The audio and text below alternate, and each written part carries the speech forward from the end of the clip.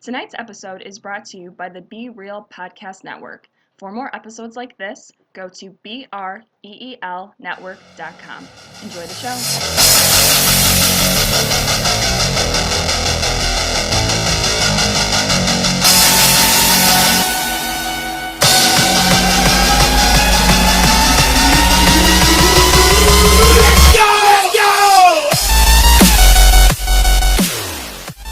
Valor Mogulis, everybody, and welcome to a special episode of Movie Guys Podcast, Game of Thrones Episode 2. This is Ed and Eric. Hello, everybody, and, Eric, what did you think, man? I'm really hyped for this season. We are doing this fresh off of just watching it. It's 10 o'clock on a Sunday, so the reactions are going to be kind of real raw here and just kind of on point. I'm excited for everything that's happening right now, but they are adding in this element of still Game of Thrones-ness to it. If I can, I guess, make that a thing.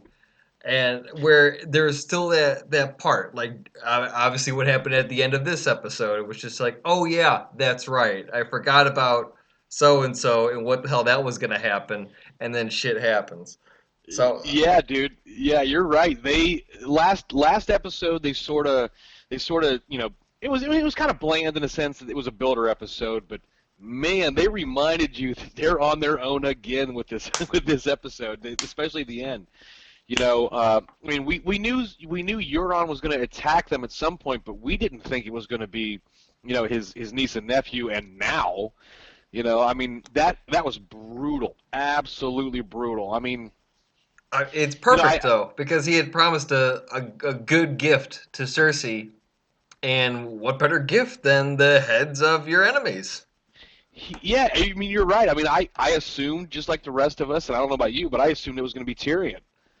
Oh yeah, like that was one, and maybe he's still after that goal. Maybe he's just you're going to be using that for ultimate prize. But like what he just did, like it's really awesome because at the beginning of this episode, there's this dialogue with the Tyrell and Jaime Lannister, and this beef back and forth where he has to remind Jaime Lannister that, hey, listen, a lot of people are abandoning ship here. You don't have support anymore. You think that you do, or that you're bigger than you are, but you're not. Like, your house is burning down real quick, and everyone sees it. Everyone's leaving, and you are like some shit. Everyone's leaving you because no one has faith in that name anymore.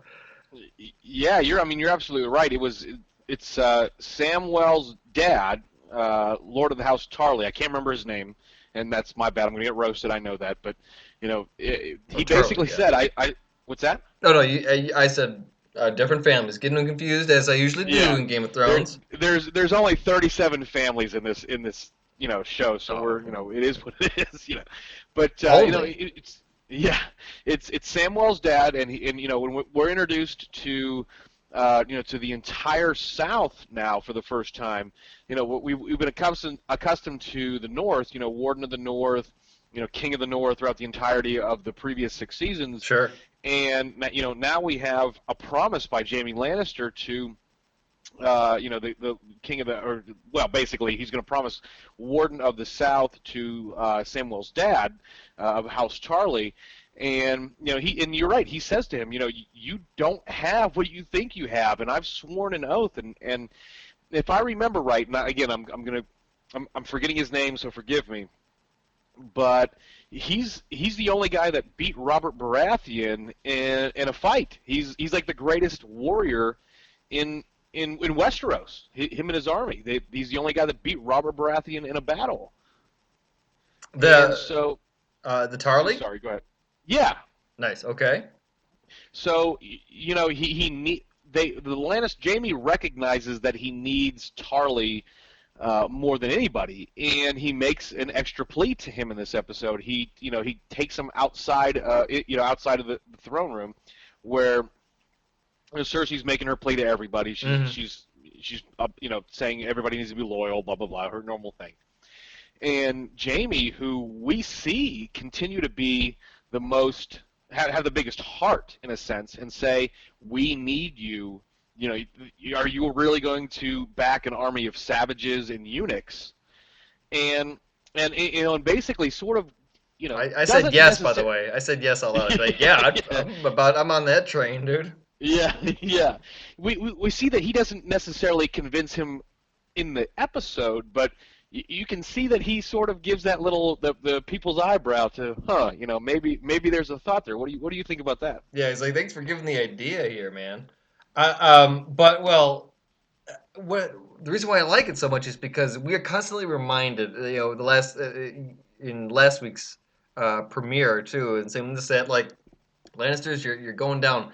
But this episode was a good reminder that like, no, the Lannisters are never down until they're like down and dead, like until they're actually fucking because they are still always have a fighting chance. And Hmm. this episode just gave you two big reasons why. They have anti-dragon technology. Apparently, they have surface to air Yeah, ballistics some here RPGs, yeah. and that will take down dragons. So that's gonna be fucking dope. And apparently the best blacksmiths in all of King's Landing are working on it too. So now they're gonna have turrets just loaded up with like I mean Cersei's what a bitch. I love it.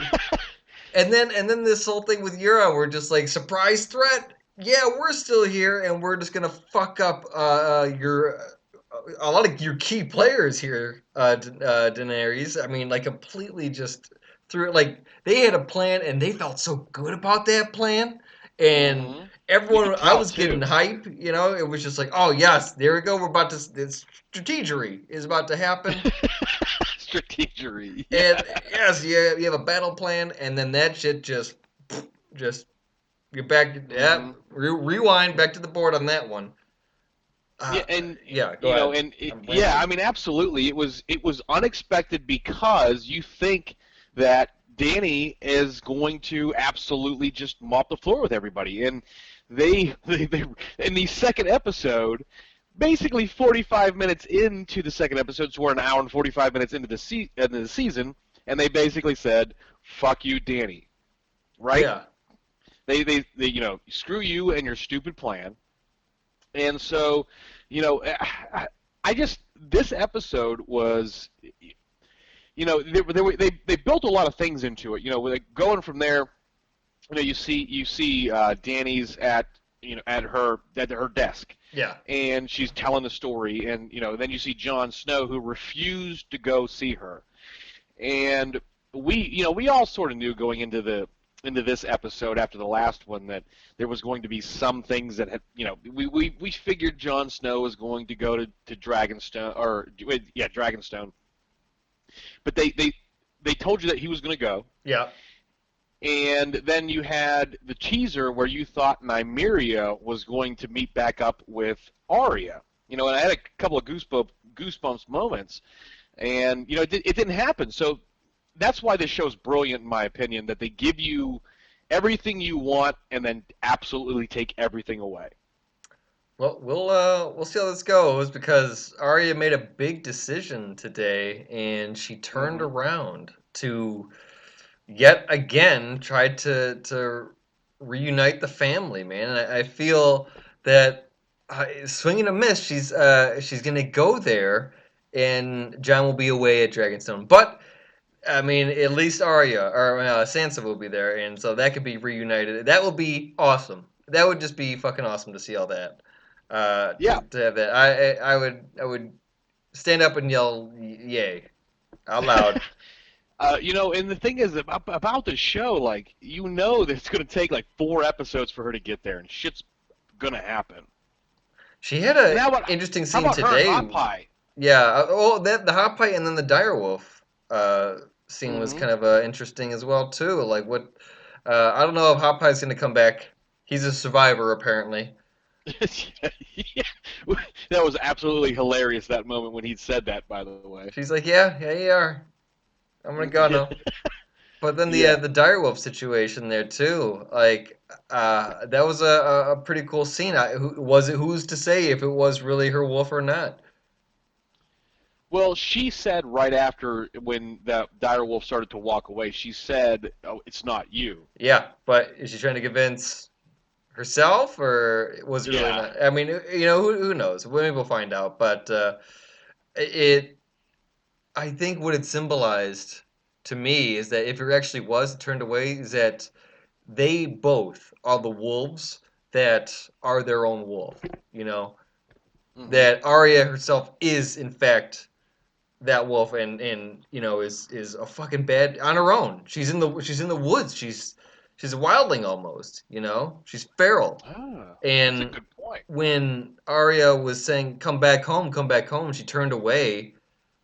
You know, maybe that's what Arya should be doing. Maybe she should be turning away from the home, and she's not destined for that life. Is that Yeah. and she keeps on like having these almost reminders too when she goes into the many-faced god to do their assassin training, and they were just like, you need to forget yourself, and so constantly we see this coming back where um, she's reminded that she's not this type of person, but she wants to be home so bad because she was torn away from her. So I'm excited to see if that's going to happen into something.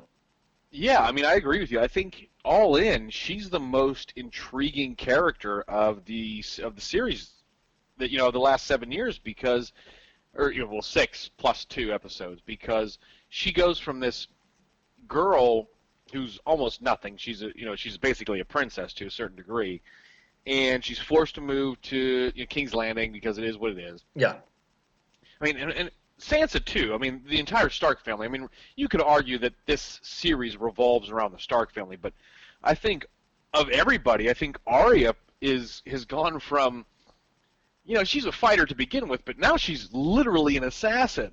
yeah, She's Enzo from Assassin's Creed. she's awesome. I, Yeah, I I mean, she's grown on to a lot of people. That's from what I've mm-hmm. been hearing.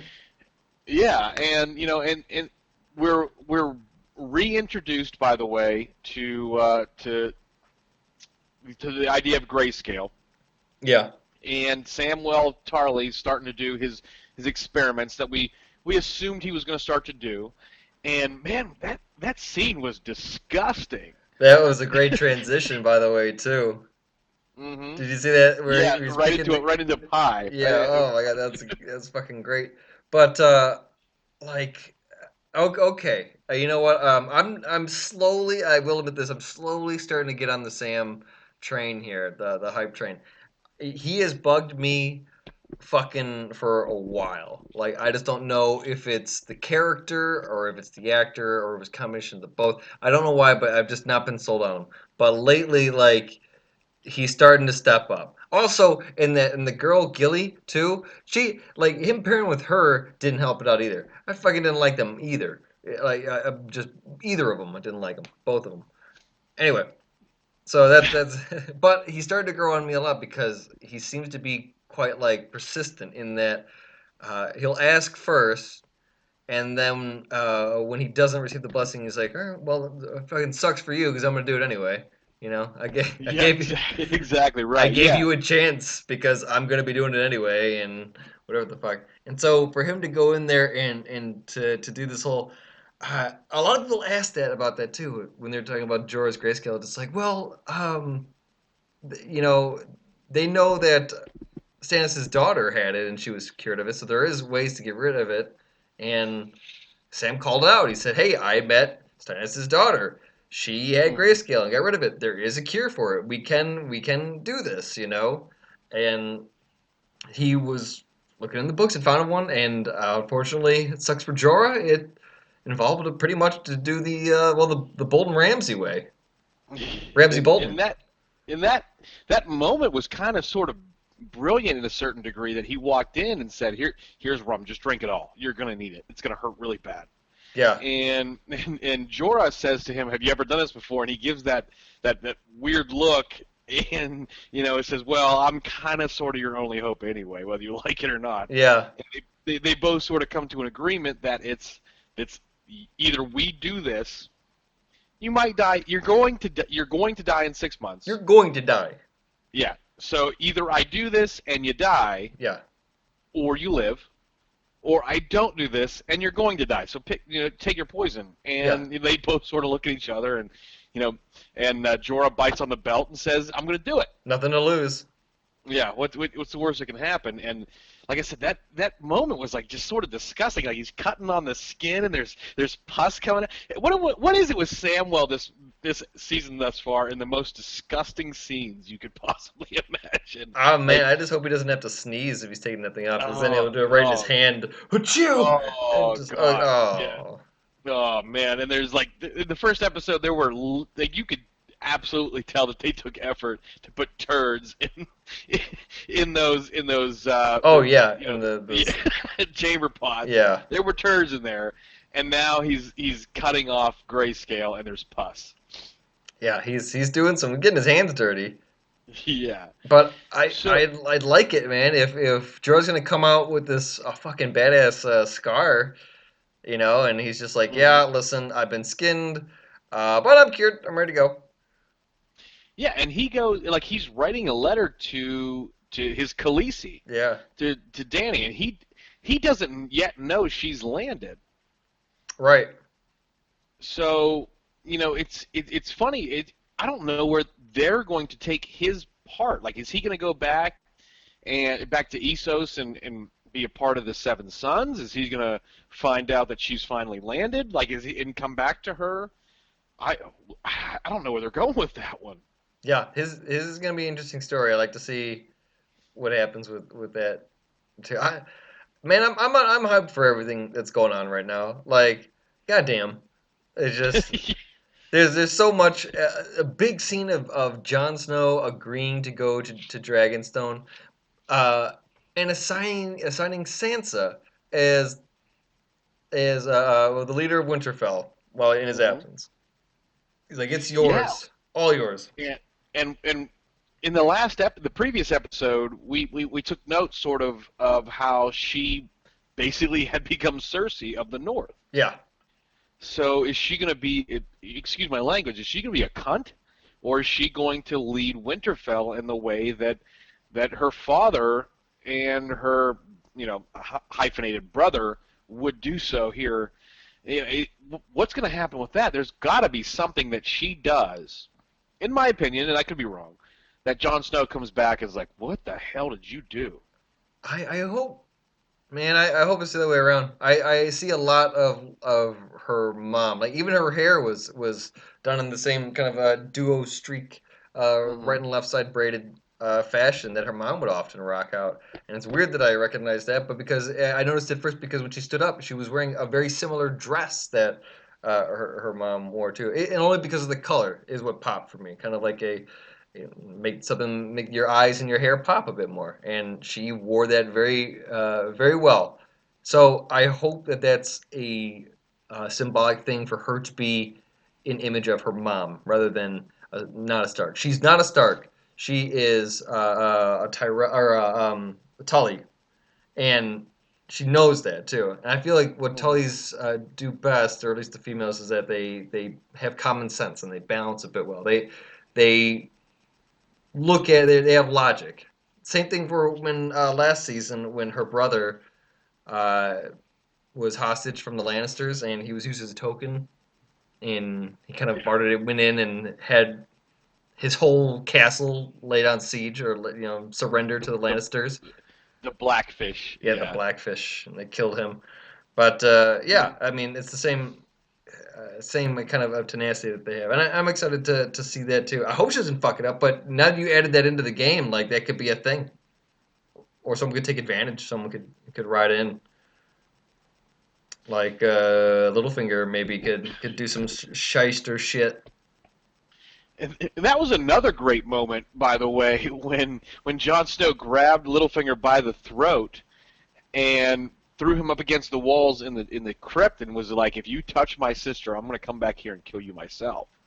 It's almost like Littlefinger. You could tell the way that he approached, the way that he started his speech, the way that he did his little mouth twitches and everything like that. That he was trying to put the work in, and you can see by Jon Snow's face all the entire time was just like, dude, I'm not fucking having it. I don't like you.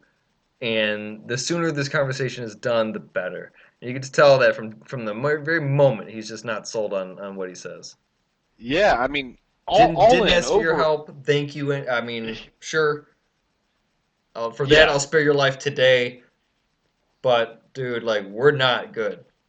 yeah. I mean, I completely agree with that. Even Littlefinger said, all I want's a thank you, and to bang your sister, and then Jon Snow just basically said, go fuck yourself.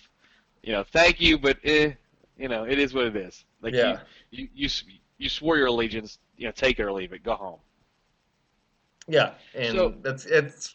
So I'm excited to see where that's gonna go. hmm so overall, I mean, I think last episode was it built up to a lot of things. Like it brought the last season basically to a head, and this episode took a couple of stories that they were telling in the last episode and just expanded upon them. And then things that we sort of assumed were going to happen, like Danny was going, we knew Danny was going to attack Casterly Rock at some point, and we knew, we just a couple other things that we knew. So, all in, I think this was a top 5 episode for me. I mean, Battle of the Bastards #1, and then obviously the moment where Cersei blows up the septum is number in that episode. Obviously, like I have to say this is a top 5 episode for me. I mean, I don't know A what lot you're thinking. happened. We didn't talk Yeah, yeah. about the sex scene, the Mm. very awkward softcore porno that just happened With Grey Worm between. who has no dick. Yeah, so we got some scissoring action between Grey Worm and what's her name, I Mirian. can't pronounce it. Yeah, I thought about it, but I couldn't pronounce it. sorry everyone, sorry for the diehards who know all the names and everything, but or just are better fans than we, I Yeah. guess. But either way, we got to see all of that. All it was looking good, both butts included, and well, maybe they figured it out.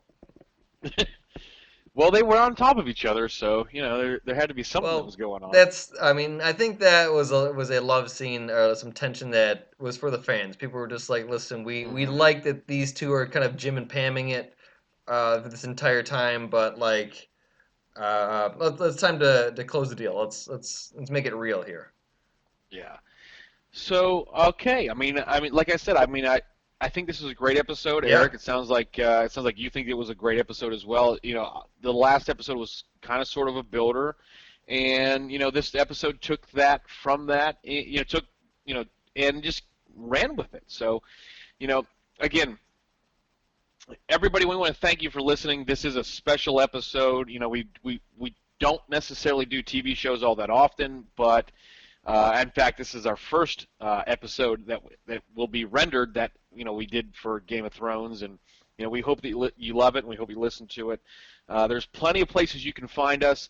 You can find us on Twitter at MovieGuysPod, movieguys.podbean.com, and of course, our favorite place for you to listen to us is movieguyspodcast.com. We appreciate everything that you do for us, and again, Vala Mogulis.